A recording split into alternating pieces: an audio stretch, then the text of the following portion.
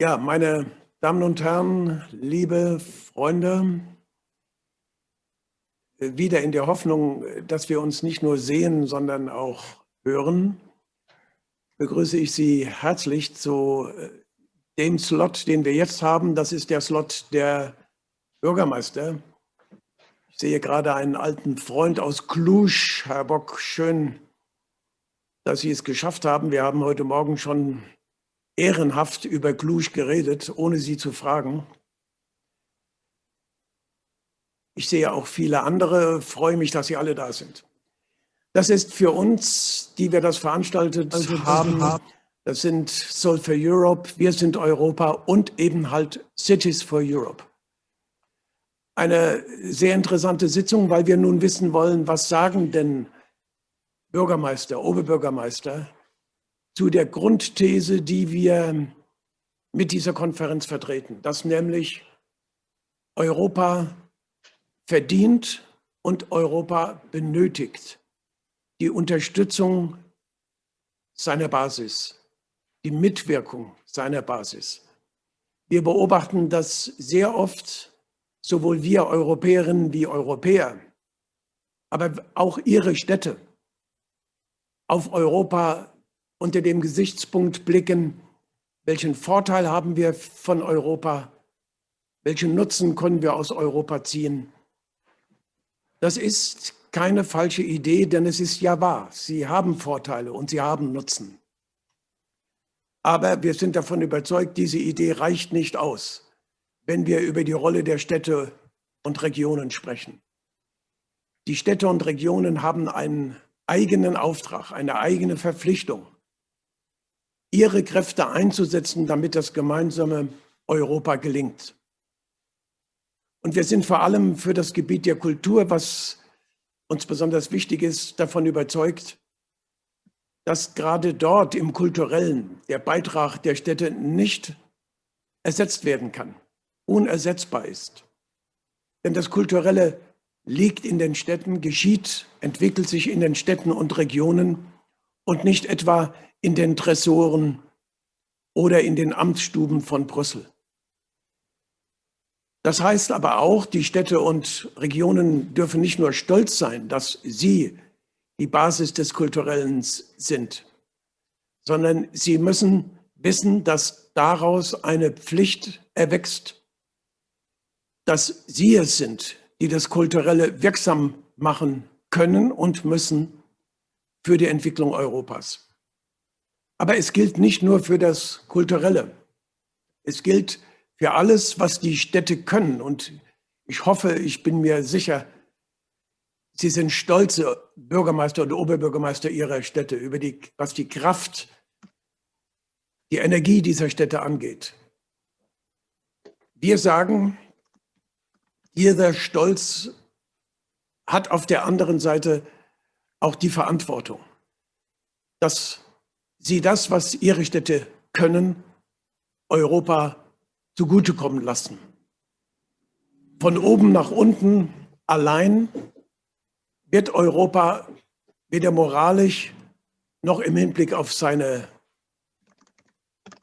Bürgerinnen und Bürger das erreichen, was Europa vermag. Das ist unsere These. Und wir möchten sehr gerne von Ihnen hören, ob Sie das für falsch halten, ob Sie sagen, wir haben andere Sorgen. Kommen Sie mal in unsere Stadt, das ist alles so schwierig.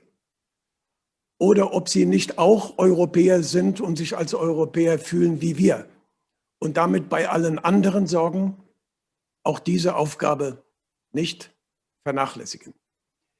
Diese Sitzung wird moderiert von Katrine. Sie ist die Generalsekretärin der Europäischen Kulturfestivals. Auch die könnten ja denken, wir machen unsere Festivals und damit ist Schluss. Aber die denken Gott sei Dank nicht so, sondern sie sagen, gerade das, was Festivals können, muss auch zugunsten von Europa in Wirkung gebracht werden. Wir müssen uns für diesen Beitrag selbst verantwortlich fühlen. Katrine, du wirst diese Sitzung mit mir moderieren. Wir haben vor langen Jahren dafür einmal unter diesem kleinen Wort Cities for Europe, nicht Cities allein in Europe, das ist nicht zu bestreiten, Cities for Europe, eine Initiative gegründet. Und ich bin sehr dankbar, dass ich Akteure dieser Initiative auch hier vor mir sehen, die wir auch in vergangenen Konferenzen bereits als Gäste und Mitwirkende hatten. Aber es ist auch sehr schön, dass der regierende Bürgermeister meiner Stadt, Michael Müller, zu den ersten Initiatoren dieser Idee Cities for Europe gehört hat. Er hatte in der letzten Woche, wie so manch andere, ein Problem mit Corona. Und deswegen sehen wir ihn jetzt mit seiner Botschaft. Michael Müller, los geht's.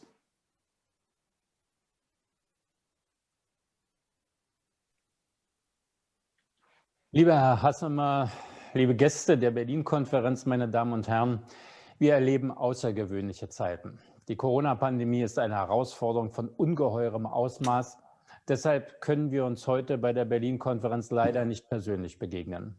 Umso mehr freue ich mich darüber, dass Sie auf diesem Wege es möglich gemacht haben und ich Sie begrüßen kann. Neue Impulse für das Zusammenwachsen unseres Kontinents und für unsere gemeinsame Zukunft in einem geeinten Europa. Darum geht es bei dieser Konferenz. Und ich danke den Organisatoren, dass sie trotz der aktuellen Umstände uns eben jetzt zusammengeführt haben. Wie können wir aus der Gesellschaft heraus als Bürgerinnen und Bürger und gerade auch in den Städten und Gemeinden die europäische Idee weiter mit Leben und Kraft füllen? Das ist eine wichtige Frage, aus der sich zahlreiche Anknüpfungspunkte für Diskussionen ergeben, auch vor dem Hintergrund schwieriger Entwicklungen wie dem Austritt Großbritanniens aus der EU oder dem Erstarken nationalistischer und populistischer Kräfte, auch bei uns in Europa. Klar ist, Europa ist unsere gemeinsame Verantwortung. Und um ihr gerecht zu werden, braucht es Ideen und Antrieb von unten, aus der Mitte der Gesellschaft und von der lokalen Ebene. Ich bin der Überzeugung, dass die Städte und Metropolen unseres Kontinents dabei eine wichtige Rolle spielen. Ich meine, grenzüberschreitende Vernetzung und internationaler Austausch zwischen Städten sind für die Bewältigung lokaler, europäischer wie auch internationaler Herausforderungen essentiell. Als Präsident des Städtenetzwerkes Metropolis, als regierender Bürgermeister mit 17 Städtepartnerschaften sehe ich das immer wieder. Auch während dieser aktuell die ganze Welt erschütternden Pandemie. Meine Damen und Herren, wir müssen uns immer wieder bewusst machen, dass Freiheit, Demokratie und ein friedliches Zusammenleben in Europa nicht selbstverständlich sind.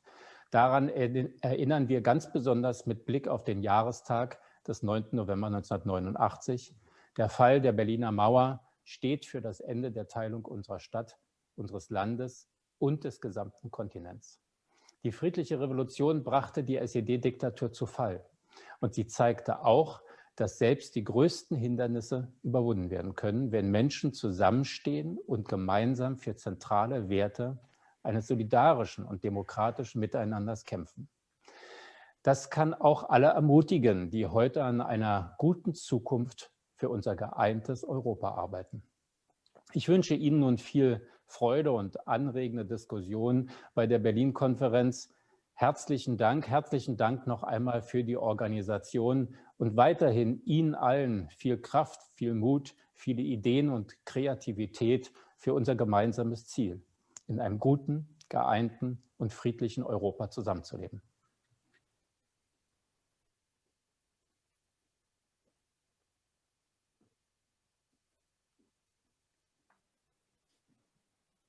Katrine, vielen Dank, Michael Müller. Katrine, ab jetzt bist du dran.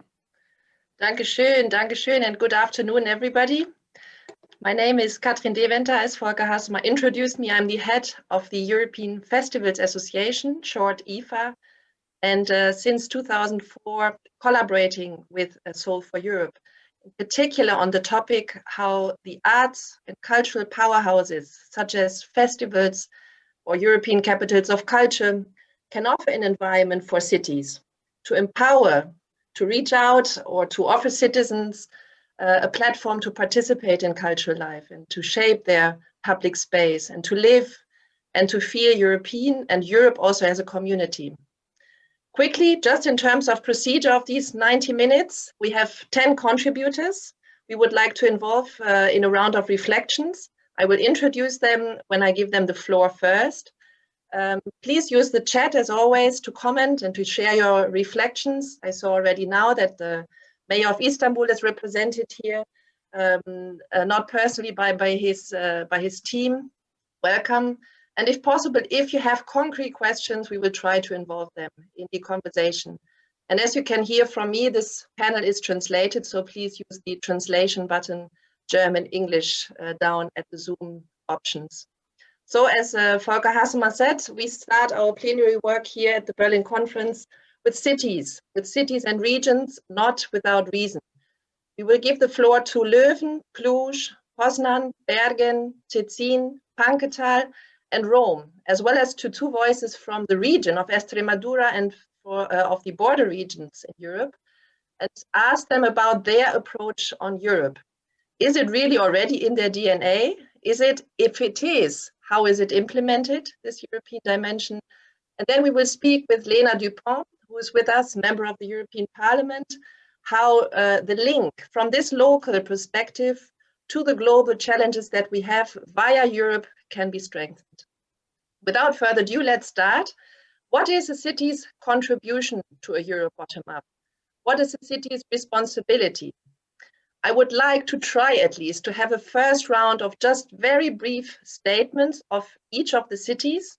If you agree, around 3 minutes. And if you agree, I will slowly, after 3, maximum 4 minutes, unpolitely give you a little sign, because we will go deep into the topic and we try to give you a second and a third time the floor.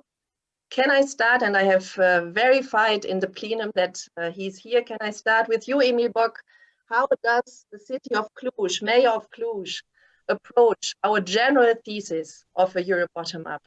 Please unmute yourself when you take the floor, and please mind the time once again. Take the floor, Emil Bock. Thank you so much, dear friends, dear colleagues. Greetings from Cluj-Napoca, from the very heart of Transylvania, Romania. And let's hope that next year we'll see live each other in the conference. And until then, we'll take care about the COVID-19 to finish with. So straight to the point. In my view, unfortunately, democracy is not in the DNA of Europe. Just the last 17 years, we have peace and prosperity, but unfortunately, it's not part yet. But everything which we are doing every day may be part in the future in the DNA of Europe. So for that, we have to work like exercising on bike. If you want to bike, you have to exercise every day. And to exercise more and more. Exactly is the case with democracy. We have to exercise, doesn't matter it's COVID-19 or not, democracy, it's a state of mind and should be permanently. The second aspect is the role of the cities. I used to say that all politics is local. I may say always that democracy starts at local level. That is the place where the community, the people have the first contact with democracy, with politics. So that this level is so important. So from that perspective, before we ask someone to defend democracy from top down, we should work to defend our democracy from bottom up perspective. What we are doing here in Cluj-Napoca, you know many things from my colleagues. I'd emphasize in the limit of 2 minutes, just few aspects. One, it's the state of mind. My state of mind is eco approach, not ego approach. It's so important to think in an eco system, not ego system, because that's the state of mind of the city. If you perceive that everyone should work together and you as a mayor, you are part of the ecosystem, you are not the boss of the ecosystem, and add value and collaborate, I think it's one of the most important, the attitude, the eco, not ego. And that's available for small community, bigger and larger community. The second component would be, for example, culture, because you have been talking about culture. in Cluj-Napoca, even in this very difficult period of time with a lot of resources allocated to the health system, we did not cut the allocation for culture and NGOs. Why? Because we do consider that culture is so important in our community. And if I may have a small joke, once Winston Churchill was during the war, the Minister of Finance came to him in the meeting of the government, and he said, Mr. Prime Minister, we have to take money from culture to use for the army in order to win the war. And Churchill said, if we take money from culture, why should we win the war? So, of course, it's just an approach, but you have to understand, because culture is a part of our state of mind. And from that perspective, we do consider that culture is essential and important in our community. The third aspect is a participatory kind of democracy. People do not want to be consulted just once in 4 years. So from that perspective, we have multiple mechanisms in order to keep people in contact with democracy at the local level every day, every month, every year, not once at 4 years. So participatory budgeting process, Center for Civic Imagination. We are building up the city, the future of the city together. In the same time, the Consultative Council for Entrepreneurship and also the cluster philosophy working together with the business environment. And last but not least, I will finish with my 4-letter T in order to define my city. First, it's technology. Second, it's trust, so important. Trust, tolerance, and transparency. If you are working with talents, but in this framework, you can succeed. So never forget about transparency, talent, tolerance, and trust. These are the key elements at the local level in order to move forward.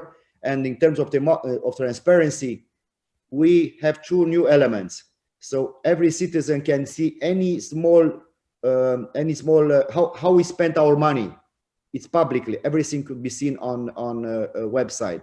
So every contract of the mayor office is publicly. So in order to gain trust of the people, how to use their money, and to have everything in an open room, not some dark room. And now concerning the COVID-19, we took the digital democracy, the digital tools, and here we have to work very seriously with our citizens.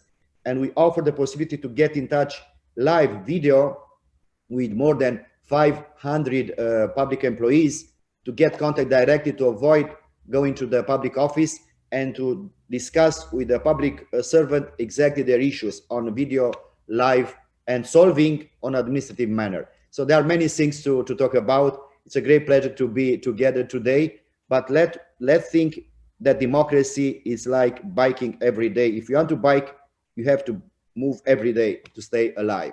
Thank you. Thank you, Emil Borg, also for this image of the biking community in Cluj. Thank you to Cluj. Democracy starts at the local level. It's a state of mind, equality behind, the role of culture, participatory democracy, and the 4 Ts is what I remember from Cluj now. Over to Poland, we go to Krzysztof, Soska, to Szczecin. Please tell me the right way how I spell the city's name. I'm so sorry for my ignorance. Help us. You can just say Szczecin or Stettin if you prefer a German version. So oh, no. Szczecin. Thank you. Welcome all our friends from all over the Europe and Stiftung Zukunft Berlin. I'm very proud to be here, the part of this conference. To be honest, I think that the main topic it's so huge that it's so difficult to focus on some particular elements. I think that the cities are in some ways in a difficult situation because we are so focused on our local problems that this thinking about the whole Europe sometimes it's relatively difficult.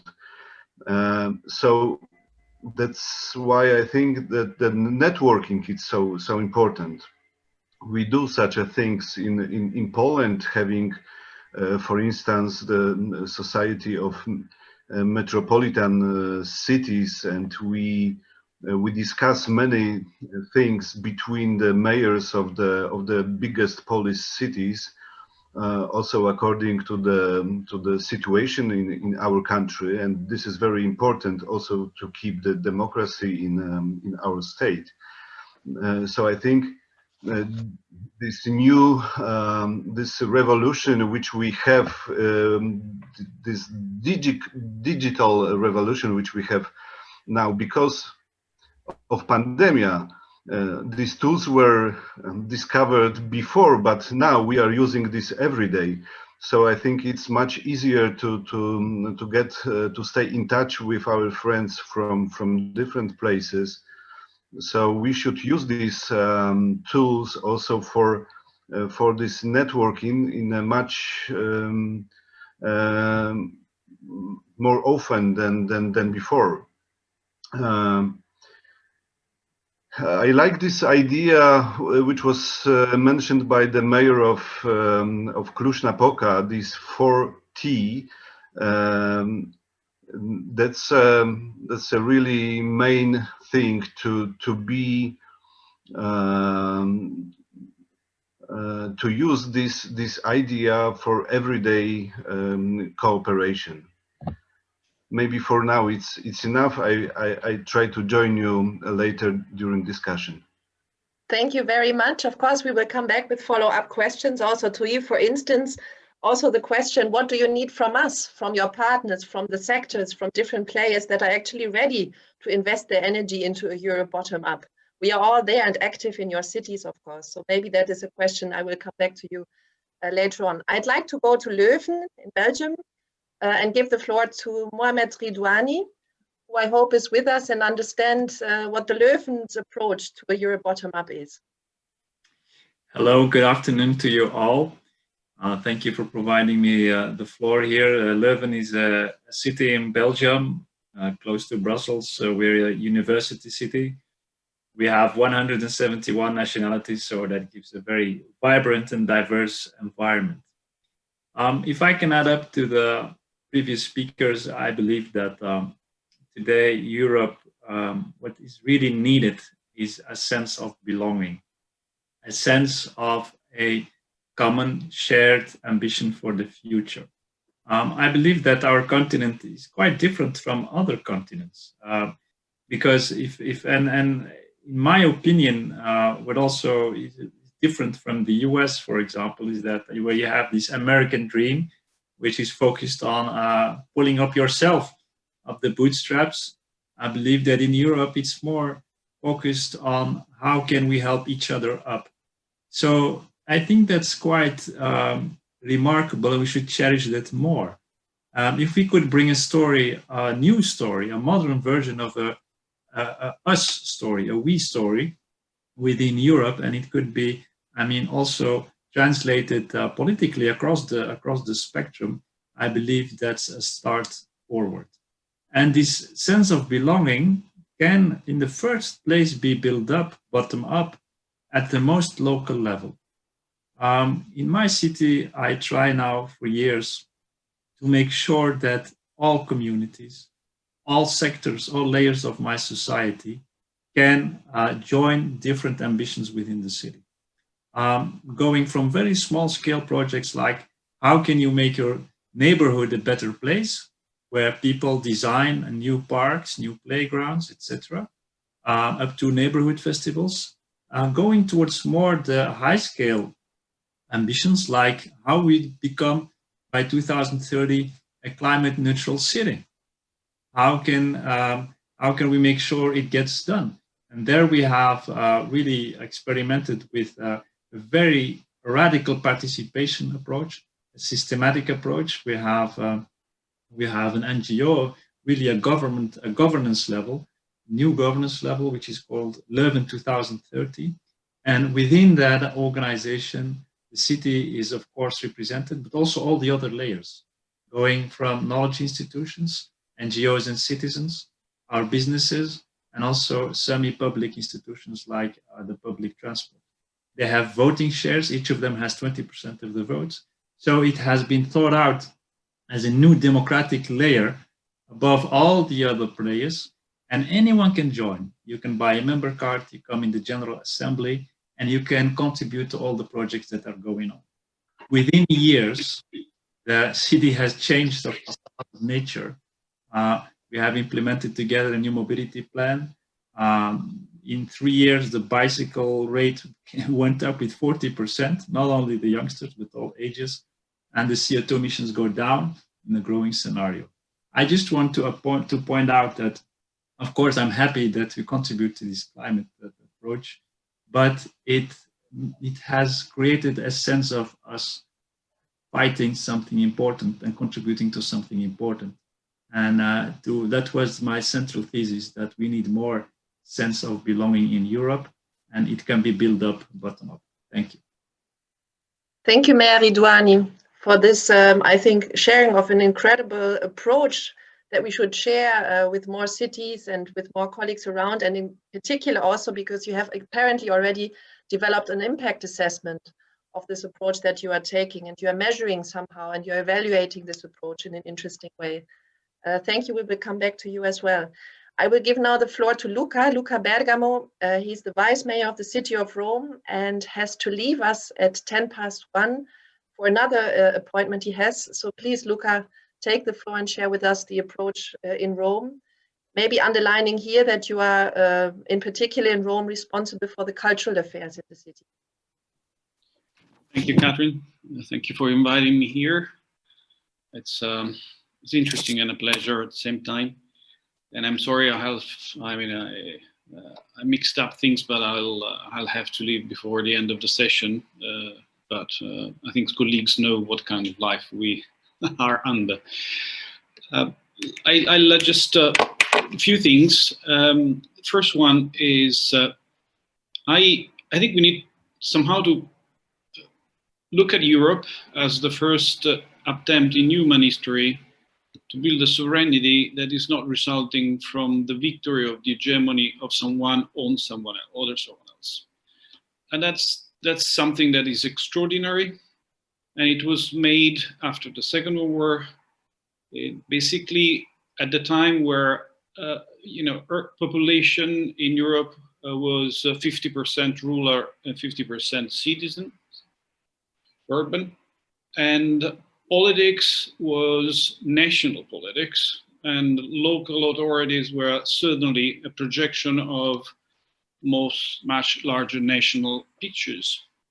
The reality we are today is substantially different. More than 75% of the population in Europe lives in urban areas, and whatever it is, citizenship has changed. There's larger awareness, and cities are playing a much more important role in shaping the way the society move ahead. And cities are the places where, let's say, the institutional structure of our society gets in touch with people truly on everyday basis, and not only on, let's say, simple and practical matters. I absolutely agree with Mayor Ridouani that the issue is building a sense of belongings.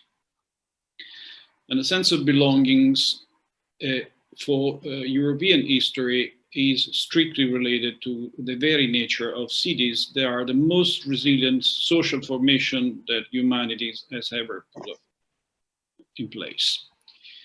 So, to this end, I'll just touch very shortly a few points.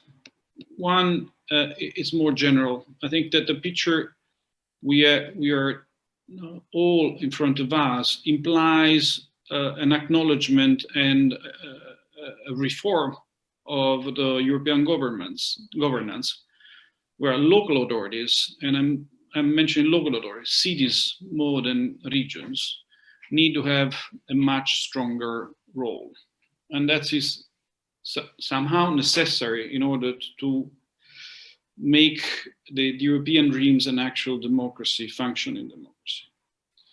Second one is that a way of, let's say, building a sense of belonging is strictly related to the way that at the roots of our society, so where people live, we do actually connect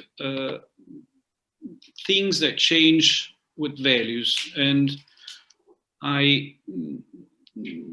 there was the Medellin mayor, which was a very interesting story in Latin America, which was always explaining how a city changed, referencing to the fact that they needed to be coherent and consistent. So each actual change in life needed to be coherent and consistent with the political design and the values. So to this end, what we do at city levels, it cannot be erratic. It cannot be simply because we are answering to the demand of a stronger lobby. And we need to find a way to combine interests that now are more and often in contrast to each other. To this end, and to many others' end, I think that the sense of belonging and an idea of embodiment of European values is strictly related to fully understanding the meaning of the Article 27 of the Human Rights Declaration, that states that everyone has the right to freely participate in the cultural life of the community, enjoy the arts, and benefit from the progress of science, or share in, actually. And understanding that that wording, it doesn't speak about culture generically, it speaks about the right to participate in the cultural life of the community. Because the cultural life of the community is that a set of experiences that enable people to get in connection each other, and where urban life fragmented, that rebuild connection, so generate social capital, and develop cultural attitudes towards each other that are fundamental to a cohesive and sustainable society. That's a massive change in the approach, because if you look at the issue of participation in cultural life, free participation in cultural life, free doesn't mean that you are forced to, but you have to be free into it. Free meaning that you have to remove the obstacles that impede people to exert this right. And then you have to create condition and opportunity for everyone to exert this right. If you look at the function of cultural life, not just as the moment of, if you look at it from the angle of being a social engine, and being an engine through which each of us is capable to develop knowledge and aptitude that enable to deal with the fast change in reality, then working to actually implement cultural life in the society for everybody is a fundamental policy to bring a bottom-up approach to change society. To this end, I will be, I think I'm already long, so I'm going to close it down immediately. To this extent, I think that the contribution of the cities for Europe is not only in building Europe, but is also bridging between cities around the world. So that principles that are behind our democracy and our rights-centered civilization are shared. And to this end, we worked, I will post here on the chat, we worked with the global United States local government, as the global organization of local authorities, to come up with a charter that is a principal charter that now is shared by 100 cities around the world, that states that what I'm telling you about the cultural rights, but also try to push the city to take responsibility to do that, making example and building global coalition. That's as well is a way to make the values that made us European, and that we define ourselves not only as versus order, but as a part of a global conversation. Decentralized democracy and decentralized cooperation is fundamental for the future of Europe. That's much more to say, but this is even more long than I should. You got the link here if you want to look at this specific experience. Thank you very much for giving me time.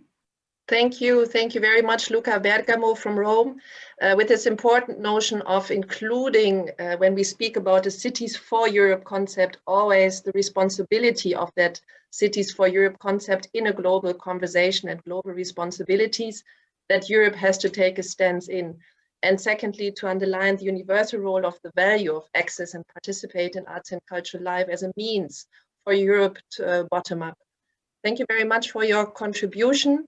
And I know that I cannot come back to you, so thanks a lot. I would like to go on and give the floor to Maximilian Wonker. He's the mayor of Panketal in Germany, and the way or the ideas how Panketal is seeing and contributing to a Europe bottom up. Are you with us? I hope so. Do you understand me? Perfect. Okay. Okay. Yeah, very warm welcome to everybody. I will not repeat what is said before, but because with most of the things I totally agree. But one thing which is not so present, but should be more pronunciated, is that we should be proud of what the European Union is and what it is, what it can be. It is the fourth biggest country, if you see it as one country in the world. It is the biggest, with distance, with the biggest economy in the world. And I think that we as mayors, as local politicians, also should strengthen this idea of being a European citizen. This starts at the lowest level. It starts with some very simple things like the European flag in front of townhouses, which is very often in France, which is very usual there. In Germany, we have some difficult feelings with flags, but I think we could be very proud, develop a new kind of proudness as being a proud European citizen. So this also lives with exchanges and partnerships on the level of townhouses, mayors, but this is also defending or not always complaining automatically about the European Union, because this is a kind of role play we are playing. If something does not work very well, we give it to the next level of administration, and sometimes it's going up to the European Union, but we should be very cautious with that, because if you do it too much, you can see what happens in Great Britain, yeah? That if you exaggerate a little bit, that you don't like the European Union anymore. So I think maybe we can develop a new sense of being European, and maybe sometimes we will say we have not a generation X or Y or whatever, that we can say we have a generation Europe. That would be very fine. Thank you very much. This is a nice idea, the new generation Europe.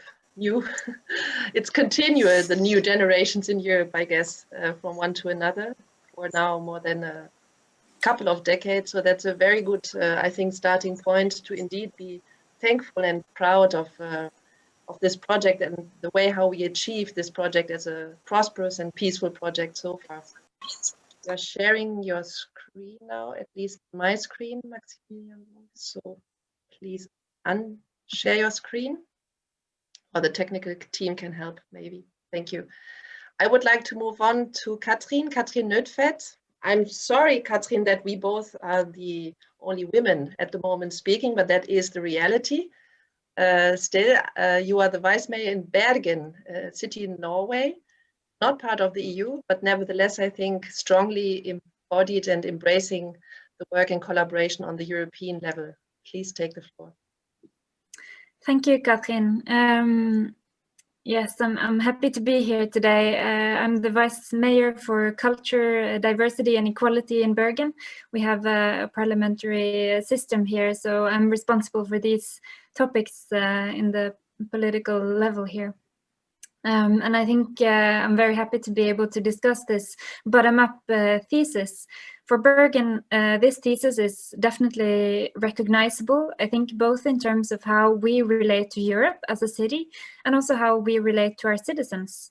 Bergen has always been oriented internationally, historically as part of the Hanseatic trade. More recently, we have the example that we were European Capital of Culture in the year 2000. And I think it's pretty familiar to a lot of people in Bergen that we sometimes relate more to Europe and to the world across the ocean than sometimes our own capital, which is separated from us by mountains. At least that's been the tendency historically. And related to bottom-up thinking, we also have a local democracy which is very much alive and vibrant, and we sometimes get teased by other cities or by the media for having such a hefty debate climate, but it is actually a source of pride for us. So I think Bergen very much agrees with the idea of a Bergen and a Europe bottom-up. But I think an interesting challenge about the bottom-up thesis is how it should be managed in practice. It's a question of power. How much power should we give to citizens? How much power should be in the hands of cities and regions? And how much should be in the hands of central government, whether that be national governments or central EU institutions? I think cities and local levels of government has a unique capacity to facilitate the dialogue that's needed for a bottom-up type of process between the individual, the citizen, and higher level decision makers. But as I said, in order for this to work, top-down decision makers need to give up some power. So we need to trust the citizens and respect their wishes. We also need to trust in our own capacity to share knowledge. And something that worries me is that we have an increasing tendency globally of fake news and a kind of post-truth culture that's challenging our ability to meet in a common understanding of the world, where in order to trust that people would make good decisions, whether that be the citizens or the top level decision makers, we need to be able to kind of meet in a shared understanding of how the world fits together. But this can't stop us from giving up on the bottom-up ideal, I think. We don't really have an alternative if we want to conduct radical changes. And I think it was extremely inspiring and impressive to hear of Leuven's initiative with a new level of government in order to reach the goal of being a climate-friendly city in 2030. I think the climate challenge is something that pushes us to more participation and more bottom-up processes, because that's the kind of challenge we need to conduct radical change to face. So how does this go all the way to the European level? As several other participants already have said, I think the infrastructure that already exists in terms of the city networks, festivals, conferences, and the system of European capitals of culture, I think all of these are important. And I think the city, what we can do to facilitate even more citizen input into these arenas is, for example, by funding activities. We can fund travel, we can fund membership fees and so on for actors in our town who want to be part of a European community.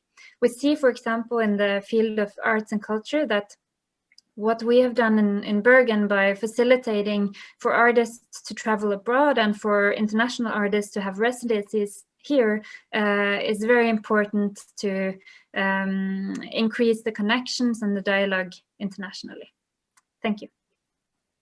Thank you very much, Katrine, for these experiences and also very practical and concrete suggestions that issues such as networks and the issue of mobility is exactly those steps that bring that bottom-up idea and philosophy maybe to that level of a European community, or embracing Europe as a community as well, and not just as an economic or as a cultural project. Thank you so much. We'll come back to you as well. We have the last one on the list, if I'm not mistaken, at least from the cities, before we go also and include the regions and the regional perspective and the European perspective, which is Jacek Jaskowiak from the city of Pozen. Please take the floor and unmute yourself. Also, guten Tag. Guten Tag. Wenn ich versuche, Deutsch zu sprechen, ich habe so selten diese Möglichkeit, deswegen würde ich das gerne nutzen. Und ich bin vollkommen mit Herrn Oberbürgermeister Emil einverstanden. Es ist so, dass wir haben die Demokratie bekommen und es ist die Frage, ob wir das für ewig bekommen haben. Und ich habe auch die Hälfte meines Lebens mehr oder weniger in Sozialismus verbracht, so wie Herr Emil aus Rumänien. Und es ist so, dass deswegen schätze ich diese Demokratie. Und damals, vor 30 Jahren, als wir das gefeiert haben, die offene Grenzen zu haben, die Freiheit, Demokratie zu haben, mein Kollege Jacek ein polnischer Dichter, so ein Bob Dylan aus Polen, er hat damals gesagt, ich möchte das gerne zitieren, das war vor 30 Jahren, die Beziehungen zu Europa, beziehungsweise die Rückkehr zu Europa muss nicht unbedingt die Rückkehr zu den Autobahnen, Sozialversicherungen oder prall gefüllten Laden bedeuten, sondern vielmehr eine Rückkehr zur Geschichte Europas, die voller Dramen, Tragödien, Verbrechen, Religionskriege und wirtschaftliche Kriege ist, deren Teil wir sind und sein werden. Und jetzt, wenn ich das alles sehe, also auch bei uns in Polen, die letzten 30 Jahre, das ist die beste Zeit in Polens Geschichte. Noch nie haben wir uns so gut entwickelt. Und trotzdem, vor ein paar Jahren, bei uns wurde auch etwas geändert. Wir haben jetzt eine Regierung und auch im Parlament, das ist auch die Mehrheit, wo ein bisschen sozusagen mehr in diese Richtung Nationalismus geht. Und es ist so, dass jetzt es ist natürlich die Frage, was können wir als Bürgermeister, als Oberbürgermeister tun, und mehr für diese Demokratie zu machen. Und ich meine, wenn wir in die Vergangenheit sehen, dann natürlich das Wichtigste, das sind diese guten Verhältnisse mit Nachbarn, für Polen, mit Ukraine, mit Deutschland, mit Tschechei, mit Slowakei. Und es ist so, dass als Oberbürgermeister, wenn sogar manchmal sowas passiert wie in Polen, oder wir sehen das auch jetzt die Wahlen in USA. Es ist so, dass wir können sehr viel tun, um eventuell diese Frage stellen, an die Seite zu stellen. Das heißt, ich meine damit, als Oberbürgermeister, wir können wirklich viel tun, um diese eventuell nationalistische Stimmungen ein bisschen zu reduzieren. Und wir sollten nicht in die Vergangenheit sehen, wir sollten nicht unsere Verhältnisse mit Deutschland durch Perspektive von dem Zweiten Weltkrieg sehen, sondern das ist eigentlich 1000 Jahre der Zusammenarbeit.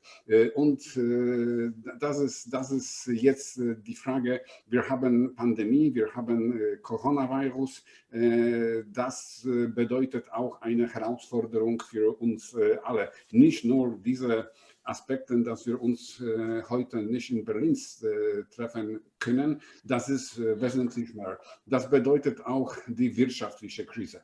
Und wenn es wirtschaftliche Krise kommt, dann natürlich jetzt für mich, es ist die Frage, was für Folgen das hat. Wir wissen, was für Folgen diese wirtschaftliche Krise in 30er Jahren hatte. Und dann als Oberbürgermeister, wenn wir wirklich diese Aspekte sehen, dann ich bin vollkommen mit Herrn Emil Bock einverstanden. Wir sollten mehr an Kultur sehen, mehr als Sport, und das eigentlich, es ist unsere Aufgabe und die Herausforderung für uns alle, dass wir eventuell diese nationalistischen Stimmungen dann durch unsere Zusammenarbeit reduzieren. Das ist das, was ich eigentlich betonen wollte. Danke. Thank you, Mayor, for this appeal that we can do a lot on the local level and that we have to do a lot on the local level to protect the idea of democracy, the exchange of knowledge of history, and the privilege to be able to collaborate across borders with each other. Volker Hassemer, we have now the chance to go into a second round. You're always free as my co-moderator, of course, to come in as well. But if you don't mind, I will start with one follow-up question now to the Mayor of Leuven, Mohamed Ridouani. You are in touch, of course, with many mayors, not only in Belgium, but probably there are various platforms for you as well to interact and exchange with mayors on a European level as well. Does Europe play a role in your conversations? Where does Europe come in for you as a mayor in Leuven? Is this just for collaboration projects, for EU funds for cities, for twinning with other cities? When you exchange with other mayors, are you advanced in your thinking and you are invited not to share your new methodologies that you are developing in your idea of bottom-up and participatory democracy models? Can you share some of your, let's say, methods that you use on a European level? Well, since a couple of weeks ago, you hear me? Yes, we can hear you. Please, maybe first the Mayor of Leuven and then Soska, Hassemer? Yes. First Rouhani. Well, a couple of weeks ago, we were awarded by the European Commission the Capital of Innovation in Europe.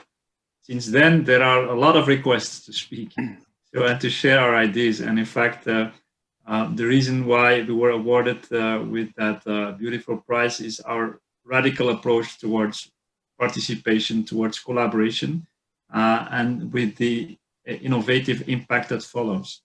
So we are really, really very much focused on everything that has been said also before, how you get people to collaborate on new solutions, how can you get them to push new ambitions, to dream together, and that creates that sense of belonging, which will fight solitude, which will bring new solutions that we are very much in need of today. I share these ideas all the time. I share them through European forums. There are many of them and they stimulate it. So in my opinion, it works pretty well.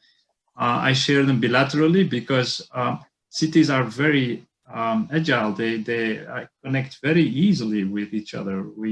We have friendships along the continent, but also around the planet. So it's very easy to connect these days, and cities are able to move very fast in that sense. So, but I believe that we should do even more. Not only bring cities and leadership, very important. In fact, we should talk about that as well. In many cases, it's about leadership. If you have not only political leadership, but in all layers of society that is willing to connect and to get people to collaborate to achieve common goals, I think that's where we should push that. We should stimulate it at a very young age. That is my message. And I believe that Europe could play a role as well there, bringing city leaders and leaders all over together to think about new ideas, share them, expose them, and make sure that it is being scaled up. I think that's a very important role Europe might take up a bit more. And not only on that's also important, the economic dimension of the whole thing, but it should also be, there should be a social just transition. we should make sure that there is this cultural richness as well that we should cherish and we should deepen as well. So there's a lot of work to do, but I believe that the local level, bilaterally, but also in connection with Europe, can have a stronger dynamic than today. So, Mr. Ridouani, we are inviting you to also in our invitation with this Berlin conference and the next agenda that we are trying to develop together with cities, with stakeholders, with MEPs for a Europe bottom-up, and the idea of shared responsibility for a Europe bottom-up is something we would definitely like to hear you back, like all the other mayors and representatives of cities, of course, here across the table, as we are just having a moment in the line of a process of work and collaboration together. Thank you for your contribution, Volker. I saw that you were taking the microphone, Volker Hassemann.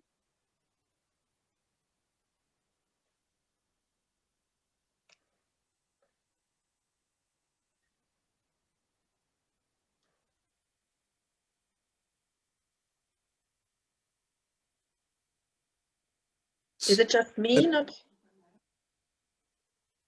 Warum bin ich nicht? Now you are on, Volker Hassemann, on. Okay.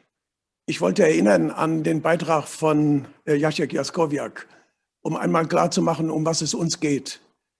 Ich weiß nicht, ob Sie sich das vorstellen können. Die polnischen Städte, vor allem wenn jemand wie Jaskowiak der Stadtpräsident ist, das sind europäische Inseln und ihre Umgebung ist nicht so bequem wie die Umgebung anderer Städte in Europa. Die Rolle, die die polnischen Städte unter einer Stadtpräsidentschaft wie Jaskowiak spielen, ist für Europa, das gilt für Szczecin ähnlich, das galt früher für Breslau, für Wrocław ähnlich. Da kann man sehen, wie wichtig Städte sein können in Europa, um Europa eine Chance zu geben unter den europäischen Ländern. Deshalb würde ich gerne, und Jaskowiak, nicht jeder kann, Sie haben über Sport geredet, man muss wissen, also er kann boxen. Seine Sportart ist Boxen. Nicht von jedem kann man verlangen, dass er Boxen lernt, um sich da durchzusetzen. Aber die Aufgabe der Städte in Europa sind eben schärfer als nur, dass sie sich um ihre Städte kümmern. Ich bin begeistert, Ridouani, wie Sie schildern, wie Sie für Ihre Stadt arbeiten. Wir fragen Sie heute, wie arbeitet Ihre Stadt für Europa? Wie können Sie die Erfahrungen, die Kenntnisse, die Sie haben, die Energie, die Sie vermitteln und auch das Vertrauen, das Sie vermitteln, wenn ich Ihnen zuhöre, wie können Sie dieses Potenzial zu der Gesamtarbeit für Europa hinzufügen? Herr Soska sagte, dass wir brauchen Vernetzung, wir brauchen Zusammenarbeit. Sie sagten dieses wunderbare Wort und andere von Belonging, dazu zu gehören. Was wir gerne möchten, ist, dass diese großen Sätze durch eigene Beiträge konkret gemacht werden. Wie kann dieser große Wert des Belonging durch Initiativen, die aus Ihren Städten herauskommen, zu konkreten Figuren werden, zu konkreten Phänomenen werden? Wir wollen die Aktivität der Städte für Europa. Wir gehen davon aus, dass sie schon sehr gut umgehen mit ihrer eigenen Bevölkerung. Wir wollen, dass die Aufgabe, die Gesamtbevölkerung Europas hin auf diese europäische Idee zu führen, auch von den Städten wahrgenommen wird. Und ich sage das nicht als Vorwurf, sondern das ist jetzt wieder das, was Katrine gerade sagte.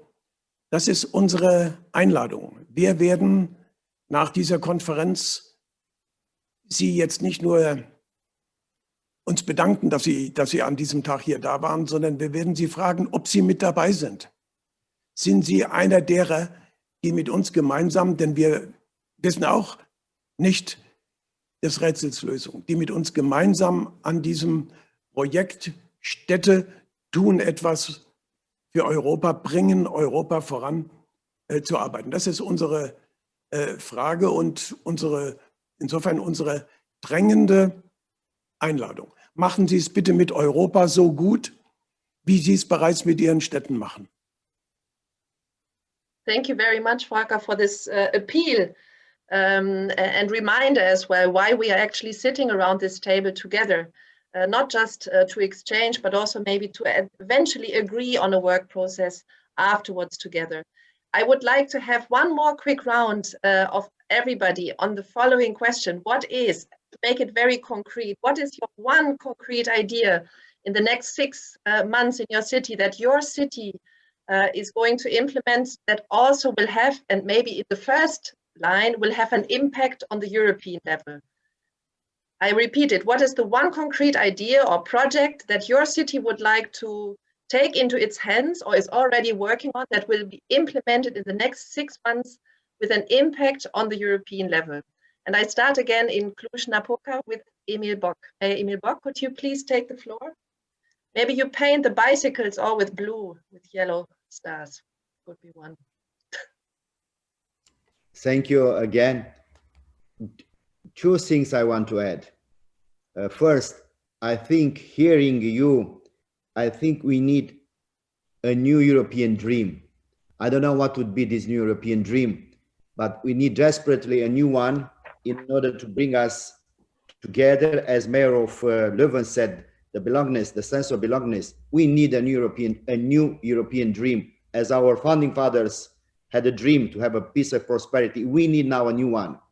The second one, I should focus so much on values. This union is a union on values, justice, liberty, freedom, and we have to fight every day for these values in every corner of Europe, because I saw the proposal in the morning of the capital of the democracy, the capital of democracy in Europe.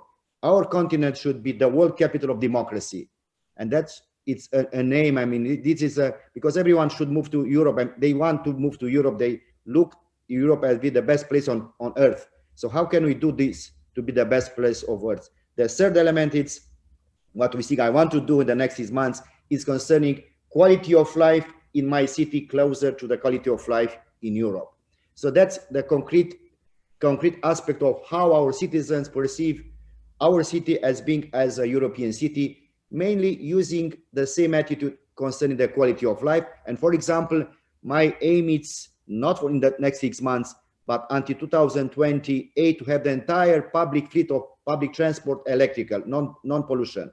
So green and digital, it's a state of mind in the city. And connected with this, I want to have the entire public transport green by 2028. So far, we have half of the public transport electrical, but this is quality of life. This is in the direction of having a climate neutral Europe by 2050. We want to be earlier, of course, as other cities before, because you cannot have a climate Europe neutral in 2050 if you do not have regions and cities. So green and digital would be my ambition in the city. Thank you very much. 6 months, 8 years. That's the span that you touched upon. We'll work on it. In the next 6 months, I hope we'll come to normal everything. That's to me my dream. Absolutely. Yeah, it's true. My 6 months are actually misleading in this context. Just as an image on a short term, of course, we understand. Thank you very much. Krzysztof, Soska, can you please give us your vision, next 6 months, the one project, the one idea that you would take forward in your city to have an effect also on the European level? Yes, in this pandemic time, it's difficult to say because everything is changing day by day. Yesterday, we closed all the culture or theaters, cinemas, and so we don't know how will the border will be open or will be closed. So it's really difficult time. But I want to focus on two areas. First, Szczecin is the border city. By the way, very close to Berlin, just 150 kilometers. But we cooperate very closely with our German friends, and I think the border cooperation, trans-border cooperation, it's extremely important, and it is very important for whole Europe, because on the borders we have this is like barometer of relations between countries. So we should keep this cooperation, border cooperation on the high level, and we are trying to do the best here on the Polish-German border, especially learning the languages. The Polish children are learning German, and slowly also German children and youth started to learn Polish language to make this language barrier much less than it exists. And we understand that learning the language of the neighbor, it is not only learning just a language. This is the learning of the culture. This is the learning of the much more than on language. And this is the first perspective, and we are focused on that very strongly, also using European money. And the second thing, it's I think that the cultural networking. We are trying to cooperate, especially with our partner cities all over the Europe, doing some projects, international projects. I think this exchange and networking on the European basis, but on the cultural level, it's extremely important. These are our plans for the very close future. For the long-term projects, we are having such a project, Szczecin 2050, and it is also the building the green city, and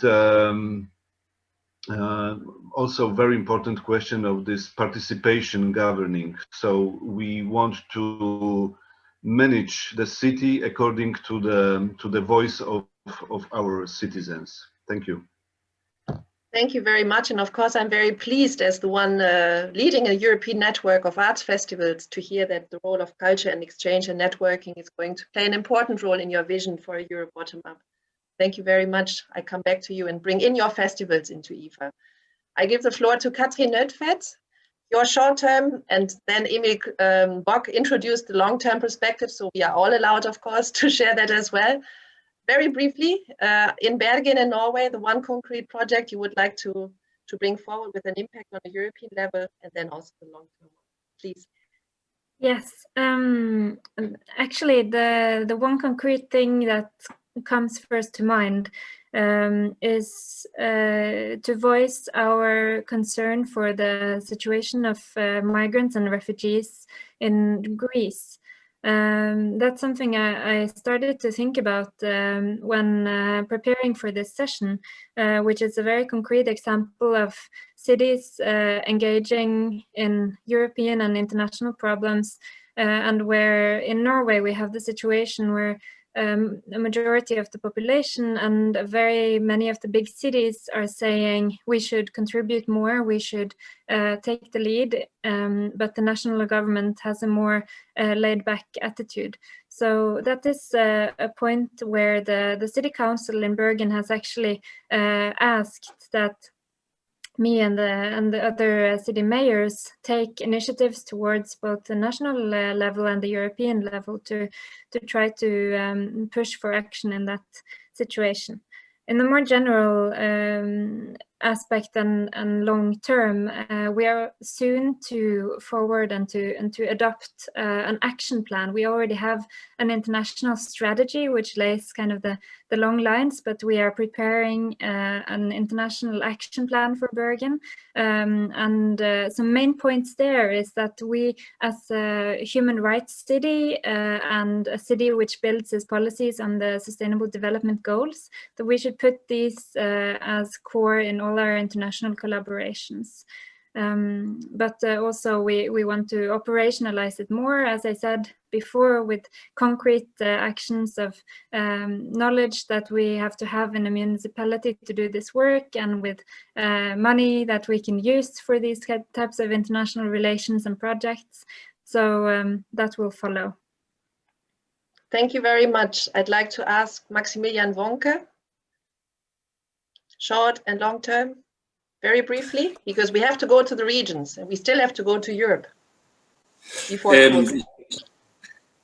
mache es diesmal auf Deutsch. Ich kann mich ganz kurz fassen. Die Gemeinde Panketal hat bis jetzt nur keine so richtige Städtepartnerschaft. Das ist sehr traurig für eine Gemeinde mit 21.000 Einwohnern, die direkt am Rand von Berlin liegt. Also die Berliner, die nach Stettin fahren, die fahren immer durch Panketal durch. Also nur für den Kollegen aus Stettin, ein kleiner Gruß.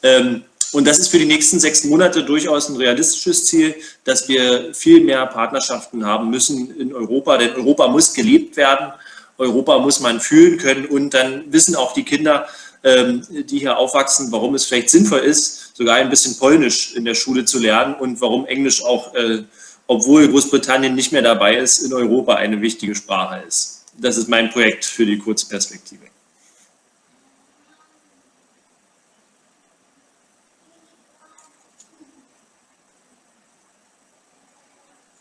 I think, is it just me? I didn't hear the last sentences, but we've still got it until the city partnerships and the language of English. I think it was just the last 2 sentences. I think we didn't hear Maximilian Wonker. Yeah, no. Okay. Okay, there is screen sharing happening here, at least on my screen. From Nele Hertling. Nele, we see your screen.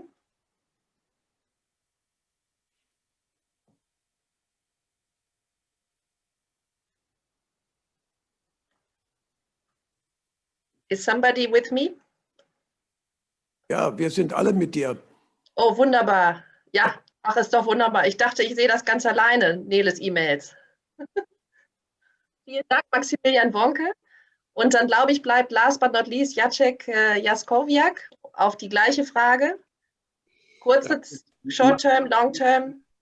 Ja, mein Traum ist so ein Festival Berlin, Kiew, Poznań, weil zuerst, wir haben ungefähr 10% der Bevölkerung in Poznań zurzeit, das sind die Leute aus Ukraine.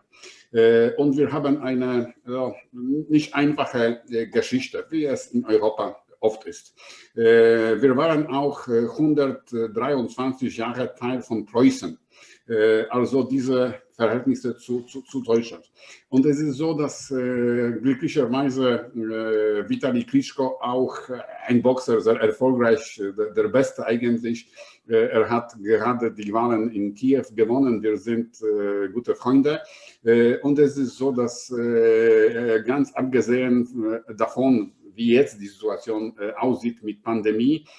Ich möchte weiter daran arbeiten. Ich habe auch mit dem regierenden Bürgermeister Berlin, Herr Müller, auch darüber gesprochen. Das ist mein Ziel. Ich weiß, es ist nicht einfach, weil wir haben zurzeit Pandemie, aber Kultur, Theater und diese Beziehungen Deutschland, Polen, Ukraine, ich meine, dass so ein Festival und wir machen das eigentlich seit ein paar Jahren zusammen mit Ukraine, so ein Festival Nähe Unbekannte und da möchten wir das weiterentwickeln und ich bin auch sehr glücklich, dass Vitali diese Wahlen in Kiew gewonnen hat.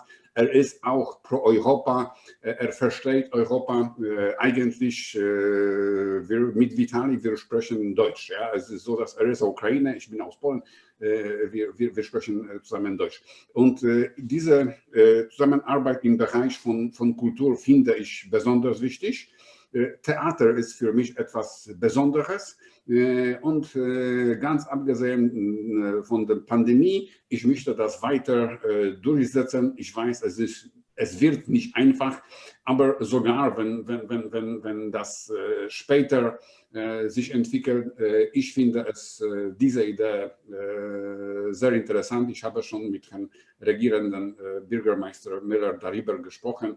Wir arbeiten weiter daran und die Pandemie ist in vielleicht einem Jahr, in 2 Jahren vorbei und das, was wir jetzt vorbereiten, das wird funktionieren. Und ich meine, diese Aspekte wie Kultur, das ist das Wichtigste. Und sogar sollten wir jetzt diese Pandemie, meine ich, auch nutzen, Weil von einer Seite, es ist schwierig, nicht einfach zu reisen, ich meine damit Flugzeug und solche Dinge, aber dann können wir als Nachbarn uns besser kennenlernen. Ich meine damit, wir können auch an Urlaub nicht nach Spanien fahren, wir können in Rügen das verbringen und wir können unsere Geschichte noch besser kennenlernen, uns auch als Nachbarn noch besser kennenlernen. Das ist mein Theaterfestival, das ist meine Idee.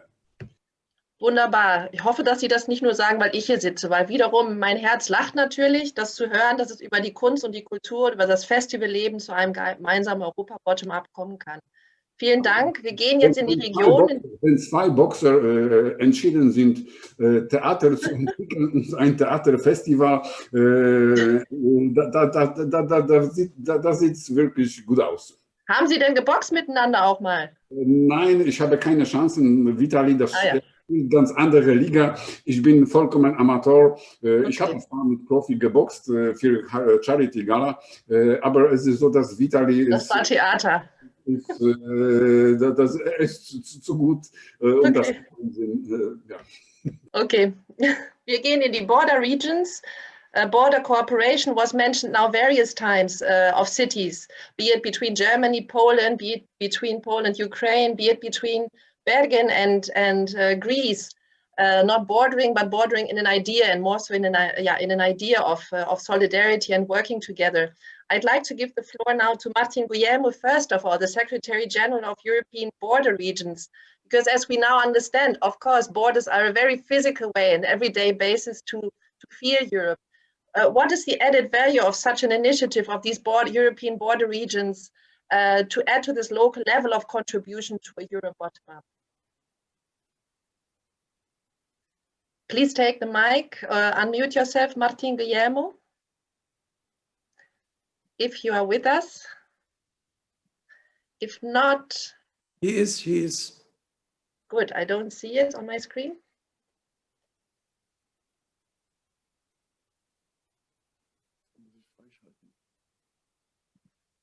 Muss sich bitte freischalten. Yeah, please unmute yourself.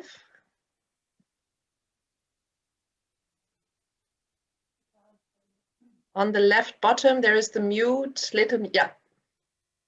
Ah, now. Yes, fantastic. Yes. Okay, thank you very much. Well, exactly, this is, I was happy to listen various cases where the border plays a role. And well, you know, local and regional authorities in Europe, we are, I think, quite well organized in different organizations and associations like ours. We also have the European Committee of the Regions, where also the local authorities take part. And altogether, I think we have been able to increase at least the awareness of the EU institutions and then the member states of the importance of taking into account local and regional authorities. And even we have achieved a certain level of sophistication if we compare with other parts of the world. When you mentioned that the European construction is one of the most interesting cases, this concept is true in many fields.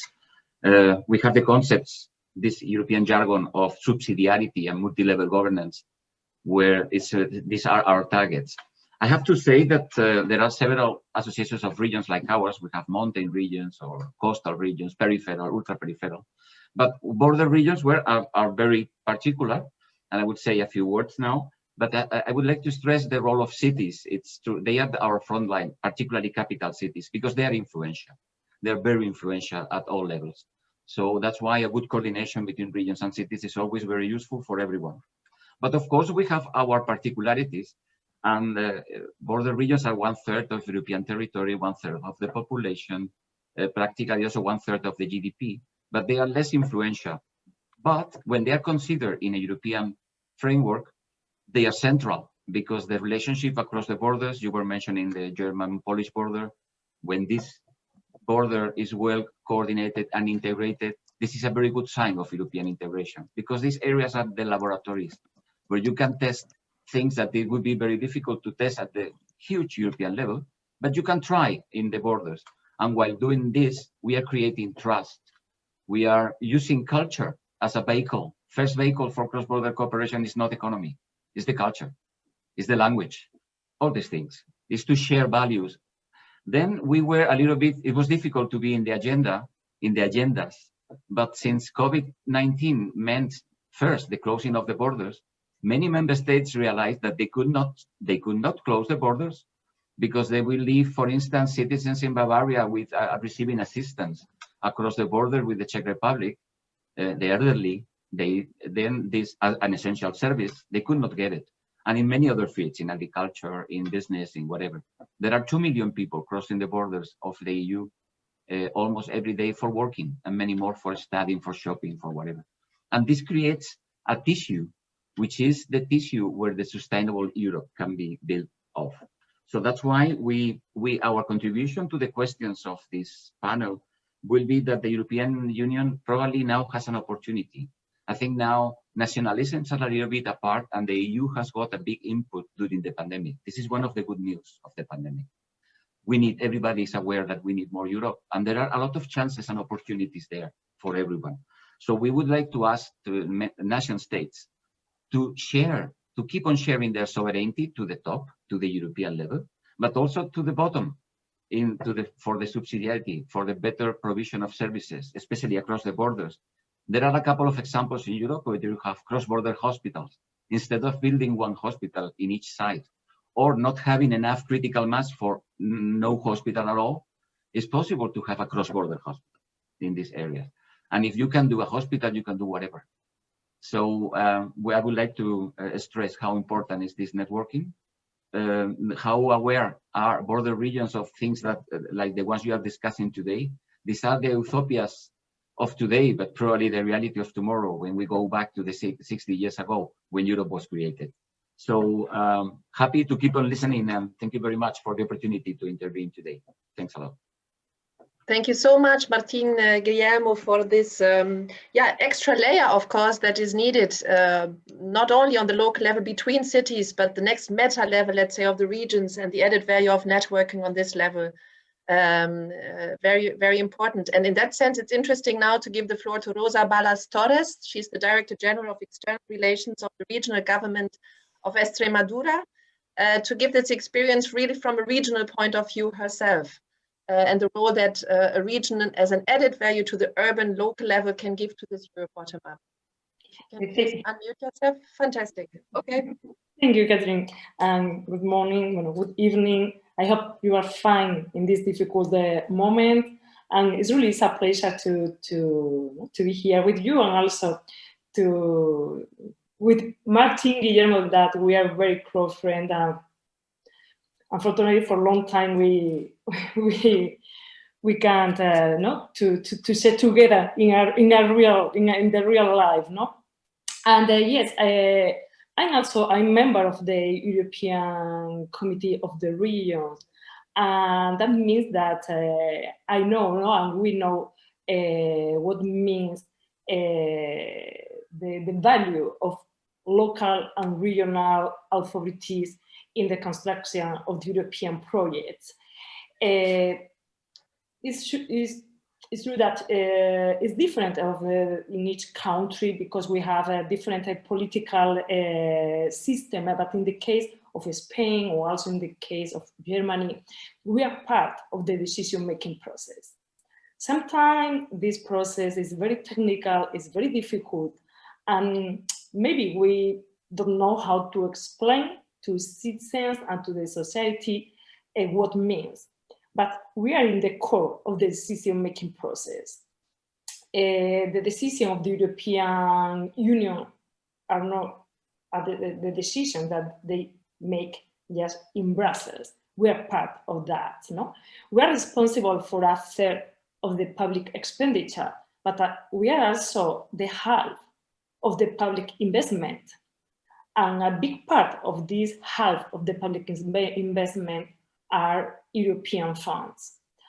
And I think we have to work a lot from the public institution to explain that, because we have to break this idea of the bad decision are the European decision and the good decision are the good decision.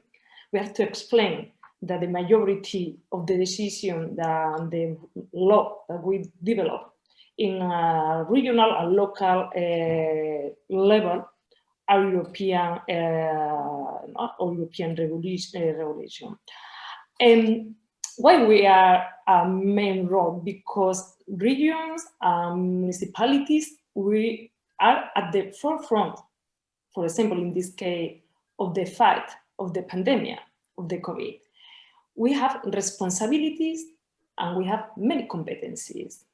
Before Emil said, no, that democracy starts at local level and a regional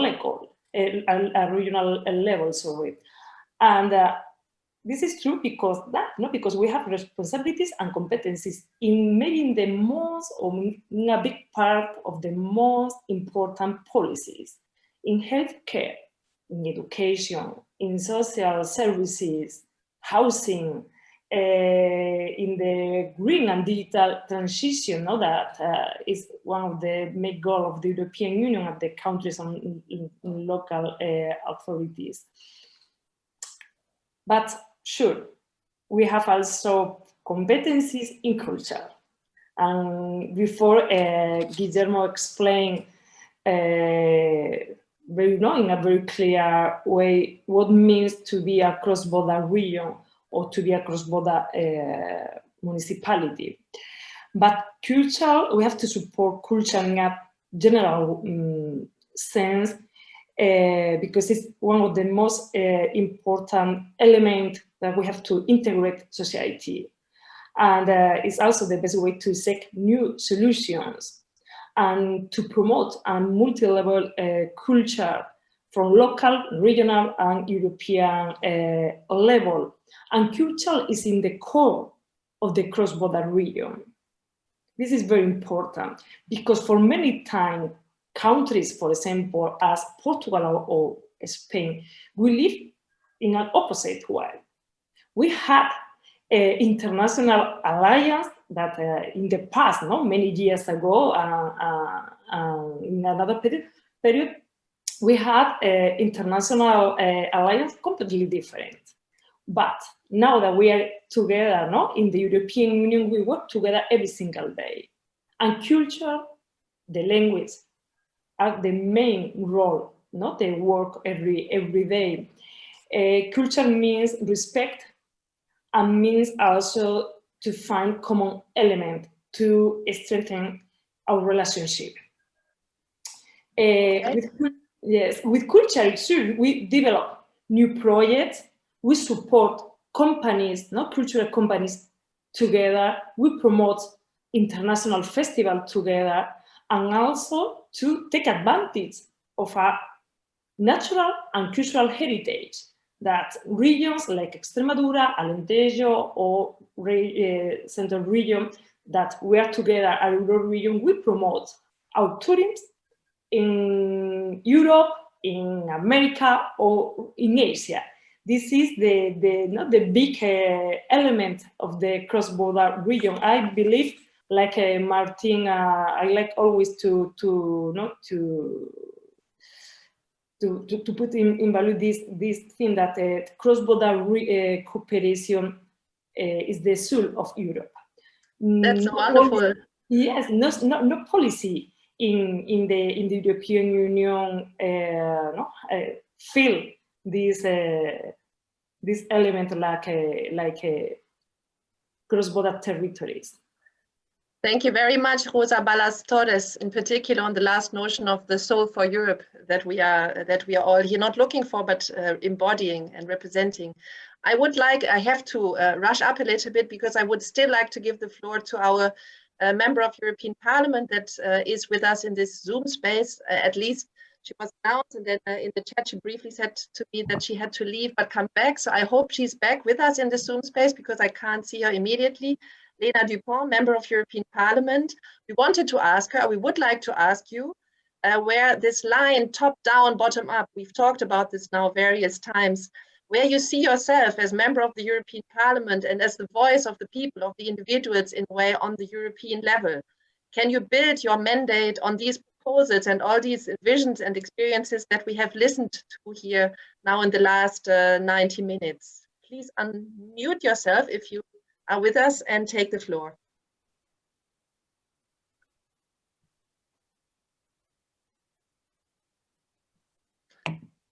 That's what I was afraid of, or thinking that we lost somehow, technically or not technically, that we lost Lena Dupont.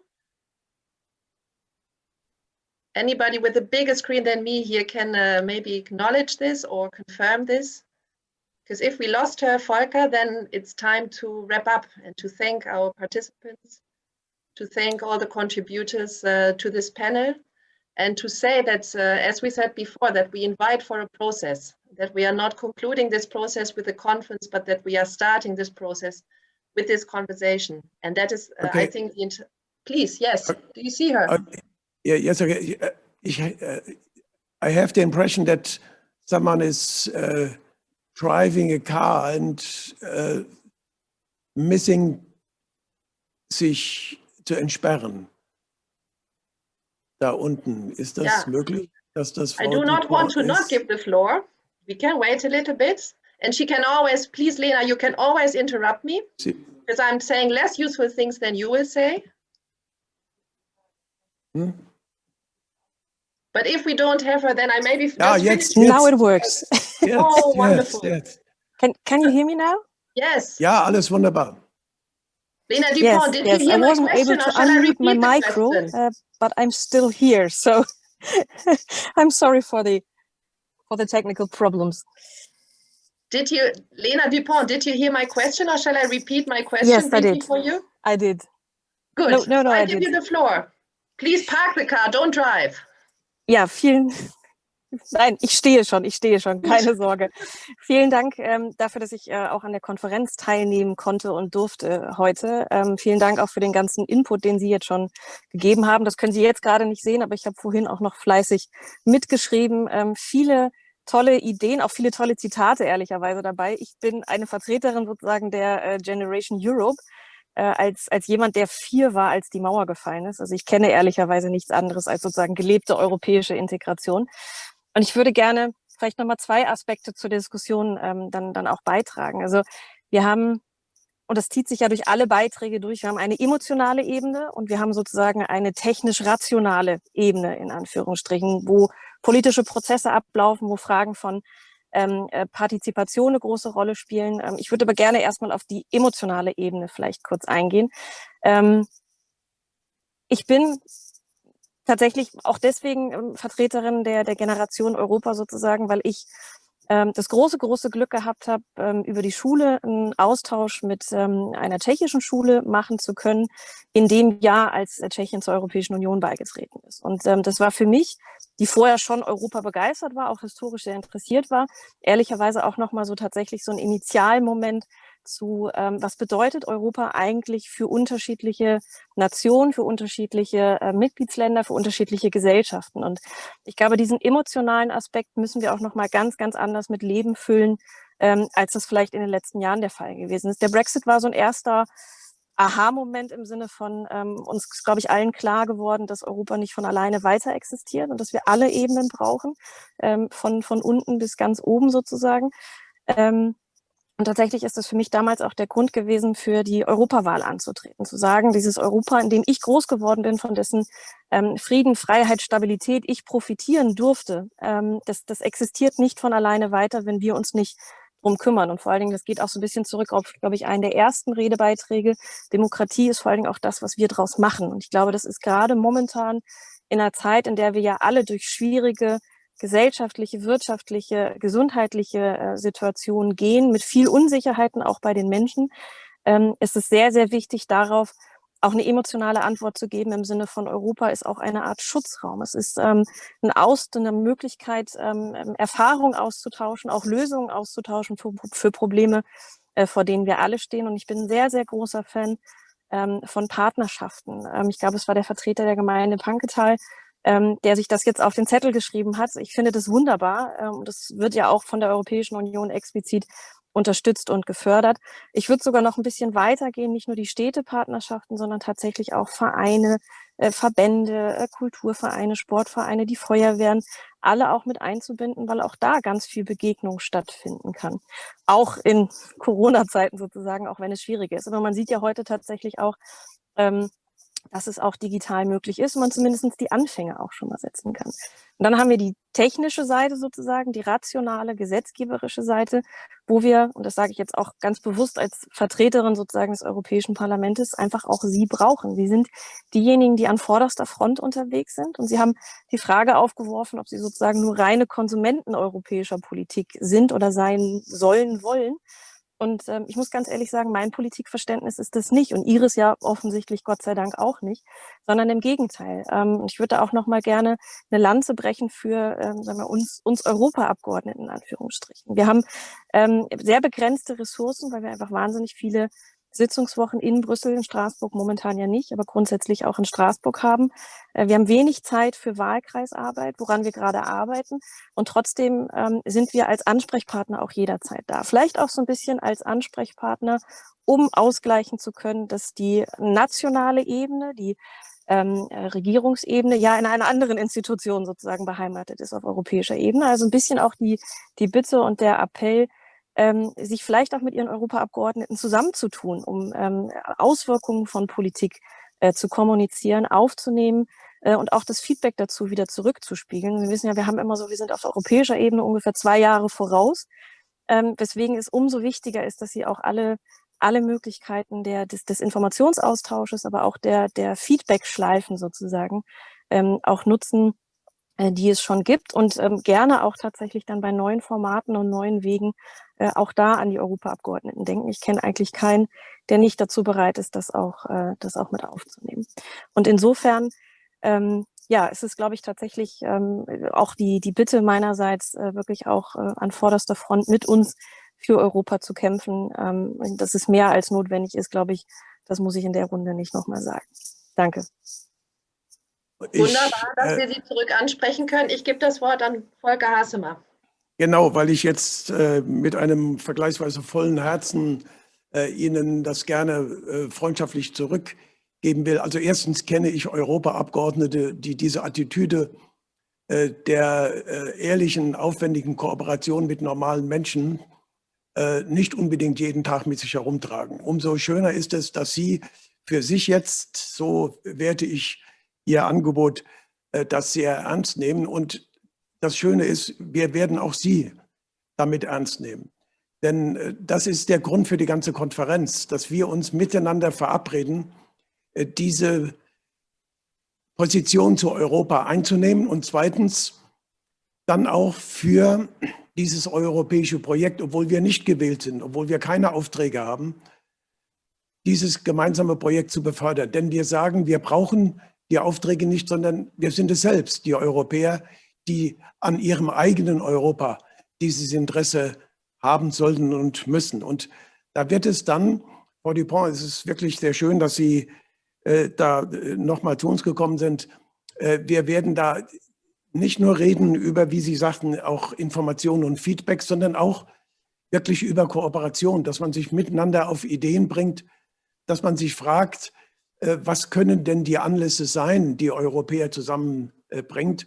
Wir werden heute und morgen danach fragen, wer ist denn unser Pate, wer ist denn unser Ansprechpartner, wer ist das Gelenkstück für solche Aktivitäten von unten in Europa. Und da haben Sie vollkommen recht, die Vertreter des Volkes im Europäischen Parlament sind die Ersten, die dafür in Frage kommen. Und deswegen, Katrine, das war ein wunderbares Schlusswort für unsere Diskussion. Danke dir für deine Moderation. Danke allen, die teilgenommen haben.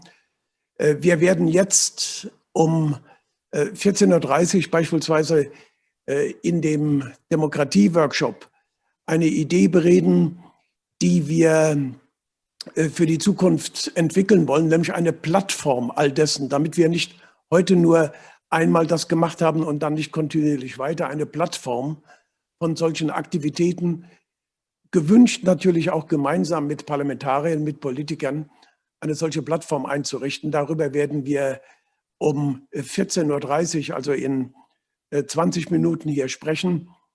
Und morgen und heute Nachmittag geht es im Übrigen weiter. Herzlichen Dank Ihnen allen und bis gleich, bis wir dann den nächsten Schritt machen. Dankeschön allen Bürgermeistern.